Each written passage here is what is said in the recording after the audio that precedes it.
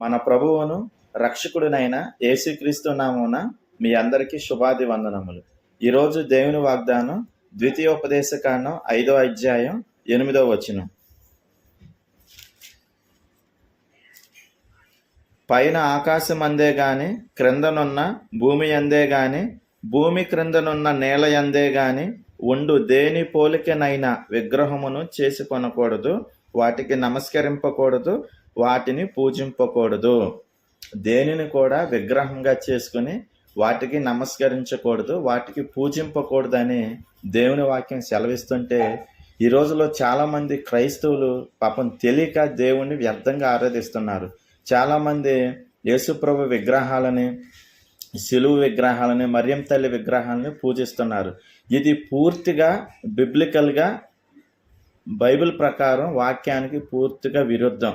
దేవుడు అసలు విగ్రహారాధన చేసుకోవద్దు, ఏ విగ్రహాన్ని చేయొద్దని దేవుడు చాలా స్పష్టంగా బైబిల్లో తెలియజేస్తే ఈ రోజులో చాలామంది, కొంతమంది తెలిసి చేస్తున్నారో తెలియక చేస్తున్నారో తెలియదు కానీ విగ్రహారాధన అనేది ఎక్కువగా చేస్తున్నారు.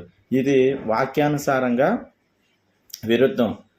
దయచేసి నా ప్రియ సహోదరుడా, ఒకవేళ మీరు ఎవరైనా తెలిసి తెలియక అటువంటి విగ్రహారాధన ఎవరైనా చేస్తే ఈ రోజు నుంచి అటువంటి కార్యక్రమాలు చేయొద్దు. ఒకవేళ మీకు తెలిసిన వాళ్ళు ఎవరైనా, మీ సహోదరులు కానీ, బంధువులు, మీ ఫ్రెండ్స్ ఎవరైనా ఉంటే వారందరూ కూడా తెలియజేయండి.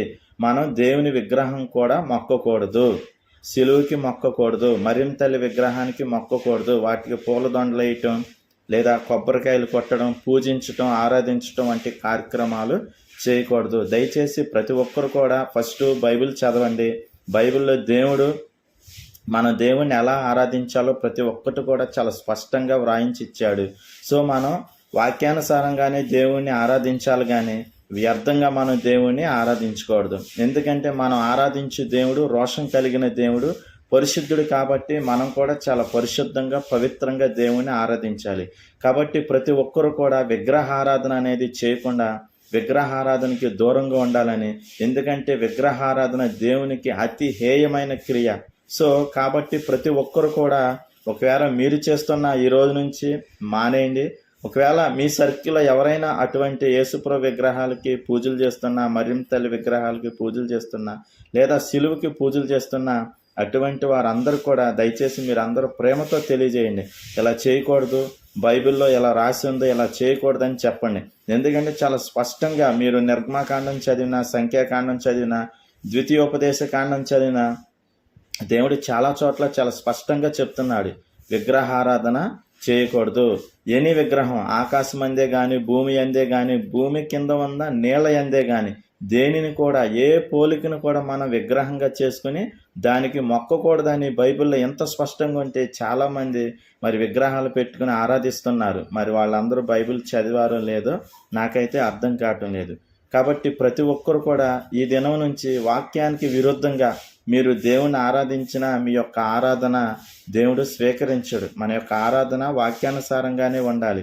వాక్యానుసారంగానే దేవుణ్ణి మనం ఆరాధించాలి కానీ వాక్యానికి విరుద్ధంగా మనం దేనిని కూడా చేయకూడదు.